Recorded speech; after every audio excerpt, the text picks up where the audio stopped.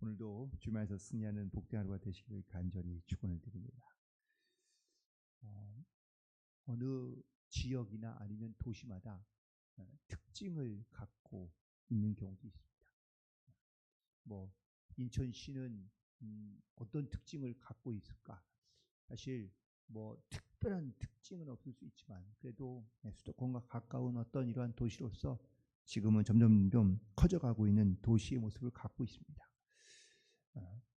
이렇듯 어떠한 도시든지 그 도시마다 특별한 특색을 갖게 마련이고 또 어떤 지역에 대한 특별한 특색을 우리가 어떤 이미지를 갖고 있는 경우들이 많이 있는데 뭐 대표적으로 안동 그러면 뭐 양반의 도시 아니면은 뭐 선비들의 도시라고 이렇게 말하는 것처럼 그 도시마다 특별한 의미가 있는 것이죠.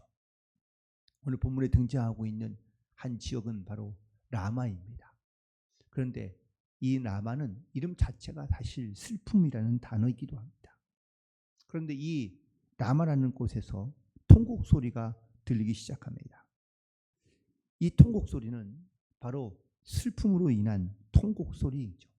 그런데 이 라마에서 들려지는 통곡 소리를 마치 라헬의 통곡 소리와 애곡하는 소리와 연관시켜서 말씀하고 있는데 이 왜 이 라마라는 도시는 이 라헬의 슬픔과 눈물과 연관이 되어 있을까? 거기에는 역사적인 많은 어떤 이러한 배경이 있긴 한데요. 이스라엘 백성들이 바벨론으로 끌려갈 때 사실 이 라마를 거쳐서 가게 됩니다. 근데 특별히 이 라마라는 지역을 지나갈 때에 이 라마에서 있었던 흘렸던 라헬의 눈물이 이스라엘 백성들 가운데 기억되고 있기 때문인 것이죠. 특별히 이 라헬은 야곱의 아내이지만 자식이 없어서 이 무자한 것 때문에 많은 눈물을 흘렸던 여인입니다. 과거 이스라엘의 어떤 문화 풍습은 자식이 없는 것이 하나님의 저주라고 생각되었습니다. 그래서 자식이 없는 건 하나님의 저주를 받아 자식이 없는 것이기 때문에 이 자식이 없는 것에 대한 즉 하나님의 저주를 받은 것에 대한 고통과 눈물을 라헬은 끊임없이 흘릴 수밖에 없던 것이죠. 그리고 드디어 그에게 자식이 생기자 그 라헬이 얼마나 기뻐했는지 바로 이스라엘 역사 가운데 기록되어져 있는 것을 볼 수 있는데 처럼 포로로 끌려가고 있는 이스라엘 백성들의 고통을 바로 이 라헬의 고통에 비유하여 말씀하고 있다라는 사실입니다.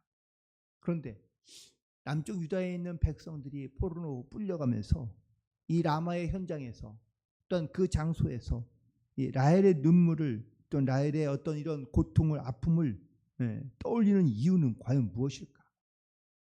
놀랍게도 여기에 보면은 창세기에 있는 말씀과 연관되어 있는 것을 볼 수 있는데 야곱이 형 에서를 피하여 도망가던 어느 날 그가 그 한 언덕에서 그가 하나님의 천사를 만나게 되고 거기에 하나님과 약속을 하게 됩니다. 내가 이곳을 지금 떠나지만 또 빈손으로 가지만 돌아올 때에 나의 생명을 보존시켜 주시고 또한 나를 복되게 하시면 내가 반드시 이 자리에다가 제단을 쌓고 내가 하나님께 11조를 바치겠다는 약속을 하게 됩니다. 그리고 그가 20년 가까이의 세월이 지나고 난 다음에 다시 돌아오게 됩니다. 그런데 하나님께서 그를 돌아오게 하셨을 때 그가 서원했던 그 약속들을 지켜야 했지만 야곱은 지키지 않습니다. 그리고 그는 오히려 하나님의 약속을 지키지 않고 다른 곳으로 갔다가 자기의 딸 디나가 성폭행을 당하게 되고 또 이 일에 복수심이 많았던 디나의 오라비들이 세겜의 족속들을 다 죽이게 됩니다. 그리고 난 다음에 그가 깨닫게 된 또한 그 두려움 가운데 깨닫게 된 그때에 그가 하나님의 음성을 듣게 되는데 그때 하시는 하나님의 말씀이 베델로 올라가라. 그리고 거기에서 살아라. 내가 형 에서에게 도망칠 때 내게 약속했던 것을 지키라 라고 명하신 것이 그들은 깨달아지게 되고, 그리고 다시 그 베델로 올라가는 그 장소가 바로 장소가 바로 오늘 말씀에 등장하고 있는 바로 라마라는 장소이기도 합니다. 또한 이 라마라는 장소는 사실 자식이 없어서 눈물을 흘렸던 그런 장소이기도 한데, 이 라마라는 장소 바로 가까이에 다른 장소 에브라시라는 장소가 있는데, 이 에브라시라는 장소에서 사실 라헬이 둘째 아이인 베노니를 낳다가 죽게 됩니다. 그때 이 베노니를 죽게 되면서, 라헬이 죽으면서 그 베노니라는 이름을 지은 이유는 바로 슬픔의 아들이라라는 그런 의미를 갖고 있는데, 후에 야곱이 이 베노니의 이름을 바꾸어서 베냐민이라는 이름으로 바꾸게 됩니다. 그리고 그를 바로 이 라마 근처인 에브라스에 바로 묻게 된 것이죠. 하지만 놀랍게도 하나님은 이러한 생사의 갈림길에서 생명을 잃은 이 아내를 통하여 오히려 하나님께서 이 야곱에게 복을 주시기를, 너는 생육하고 번성할 것이다. 한 민족과 많은 갈래의 민족이 너에게서 나오고 내 자손에게서 왕들이 나오게 될 것이라는 축복의 말씀을 주십니다. 그래서 한 곳에 슬픔도 있지만 또한 그곳에 또 다른 하나님의 엄청난 축복을 주시고 있는 이 장소가, 이스라엘 백성들은 슬픔의 장소이고 또한 눈물의 장소이기도 하지만, 동시에 야곱에게 주셨던 이 축복의 말씀처럼 하나님이 주시는 분명한 새로운 소망이 있을 것이다 라는 것이 이스라엘 백성들이 갖고 있던 기대였고 소망이었다는 것을 알 수 있습니다.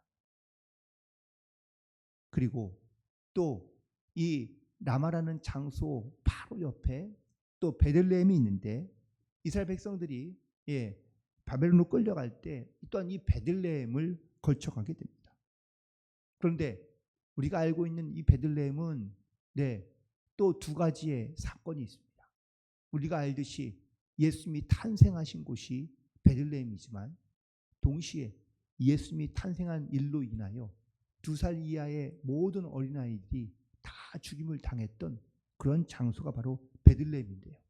그런데 마태복음 2장 18절에 놀랍게도 이 예레미야 31장 15절에 있는 말씀을 인용하고 있습니다. 즉 예수님의 탄생, 메시아의 탄생으로 말미암아 큰 기쁨과 또한 어떠한 하나님의 영광이 나타나는 그러한 도시이며 장소이기도 하지만, 동시에 많은 아이들이 죽게 돼 탄식과 비명과 그리고 고통의 소리가 넘쳤던 곳이 바로 베들레헴이었다는 것이죠. 결국 라마의 슬픔, 즉 라헬의 어떤 죽음과 슬픔, 하지만 그것이 그러면 끝나는 것이 아니라 하나님의 그 약속과 하나님의 축복이 있을 그런 새로운 소망이 있는 장소가 바로 라마였고, 또한 그 옆에 있던 베들레헴도 역시 마찬가지로 메시아의 탄생으로 말미암아 이 베들레헴은 축복된 도시고 또한 장소였지만, 동시에 이 메시아의 탄생으로 말미암아 그 당시 예수님이 탄생 당시에 2살 이하의 많은 어린이들이 죽을 수밖에 없었던 슬픔과 고통의 장소와 이름이 맞닿아 있는 것을 보게 됩니다. 특별히 지금 포로로 붙잡혀가고 있는 이스라엘 백성들 가운데, 그래서 하나님께서는 이 라마의 슬픔, 이 라마의 고통만 있는 것이 아니라 하나님이 주신 소망과 희망과 새로운 하나님의 뜻이 있다는 것을 깨닫게 하고 이 예레미야를 통하여 하나님의 소망을 선포하고 있는 줄로 믿습니다. 그리고 이어지는 16절에 있는 말씀 가운데 보면 내 눈물을 멈추라고 말씀하고 있습니다. 눈물을 멈추라는 말씀은 눈물이 끝이 아니라, 혹은 눈물의 고통만 있는 것이 아니라 하나님께서 반드시 새로운 일을 행하실 것이라는 것을 말씀하고 있는 것을 알 수 있습니다. 그래서 눈물을 그치고 또한 울음을 거두라고 말씀하고 있는 겁니다. 지금 이들이 고통당하고 있는 이유는 뭡니까? 바로 하나님께서 그들 가운데 새로운 소망을 주시기 위함이라는 것을 말씀하고 있는 겁니다. 포로 생활로 말미암아 혹은 포로 붙잡혀가면서 고통과 슬픔의 눈물을 흘리고 있지만 하나님께서 그 눈물을 닦아주시고 그리고 또한 어쩌면 일정 기간 동안에 어떤 극심한 고통과 그리고 징계로 말미암아 눈물을 흘릴 수밖에 없겠지만 하나님 반드시 그 징계의 끝에는 회복이 있을 것이라는 것을 말씀하고 있는 줄 믿습니다. 오늘도 우리에게 주님께서 주시는 말씀을 통하여 우리에게 어려움과 물론 고난도 있지만 반드시 하나님께 함께 하시는 놀라운 은혜가 있어 우리 새로운 하나님의 영광과 또한 회복이 있을 것임을 우리 가운데 말씀하는 이 말씀 가운데 우리가 믿음으로 담대하게 나아가는 그런 저와 여러분 되기를 간절히 소망합니다. 그래서 17절에 있는 말씀 가운데 말씀하시길 너의 장래에 소망이 있을 것이라 라고 말씀합니다. 너희 자녀가 다시 너의 지경으로 돌아올 것이라고 하나님께서 약속해 주고 계십니다. 이것이 바로 눈물을 닦고 또한 그 라마의 그 슬픔의 눈물을 흘리고 있는 이스라엘 백성들에게 주시는 하나님의 위로의 말씀인데요. 하나님께서 이 징계가 그냥 징계로만 끝이 아니라 징계를 통하여 하나님께 회개하고 돌아오며 또한 이스라엘 백성들이 눈물과 슬픔으로만 지내는 것이 아니라 소망과 믿음으로 나아갈 수 있기를 하나님께서 말씀하시며 원하시고 계시는 줄로 믿습니다. 그래서 하나님은 이스라엘 백성들에게 말씀하십니다. 21절에 있는 말씀에 보니까 처녀 이스라엘아 너의 이정표를 세우고 너의 편말을 만들고 큰 길 곧 내가 전에 가던 길을 마음에 두라 돌아오라 내 성읍들로 돌아오라 라고 말씀하고 있습니다. 여기서 말하는 내 이정표와 편말은 이스라엘 백성들이 다시 떠나갔던 그 자리자리마다 돌아오는 그 자리자리마다 하나님께서 말씀하신 말씀의 이정표와 편말을 만들어 세우라고 명하시고 계십니다. 이렇게 말씀하시는 이유는 뭘까요? 결코 잊지 말고 그리고 지금의 고통과 슬픔을 흘린 것을 잊지 말고 그리고 하나님께서 살아계신 것을 잊지 말고 하나님께서 새롭게 우리를 도우신 것을 잊지 말고 방황하지 말고 그리고 하나님께로 돌아오라라는 것을 명하시고 말씀하고 있는 것이죠. 결국 이스라엘 백성들이 그들이 이스라엘에 있을 때 그들이 지었던 죄가 무엇인지 또한 그들이 하나님을 떠나 죄악 가운데 살았던 그런 패역했던 모습들로 살아가는 것을 부끄럽게 여기고 그리고 다시 돌아올 때에는 그 곳곳마다 이정표를 세워 하나님께서 돌아오게 하신 것 하나님이 그들을 구원하신 것 하나님이 그들 가운데 일하시고 역사하신 것을 깨달아 알며 기억된 삶을 살게 하기 위하여 하나님께서 이스라엘 백성들 가운데 이정표와 편말을 세워 하나님께서 이 사건을 또한 이 역사하심을 기억하게 하시는 것을 볼 수 있습니다. 그러나 여전히 이런 하나님의 말씀에도 불구하고 이스라엘 백성들 가운데 회개하지 아니하고 돌아오지 않는 사람들도 분명히 있습니다. 22절에 있는 말씀에 보니까 반역한 딸아 내가 어느 때까지 방황하겠느냐 여호와께서 새 일을 세상에 창조하셨나니 곧 여자가 남자들을 둘러싸리라 라고 말씀하고 있습니다. 여기서 말하는 반역하는 딸은 바로 하나님께서 이런 말씀을 주시고 그들을 회복하신다고 말씀해 주시지만 여전히 주님께로 돌아오지 아니하며 회개하지 않는 이스라엘 백성들을 말하고 있는 겁니다.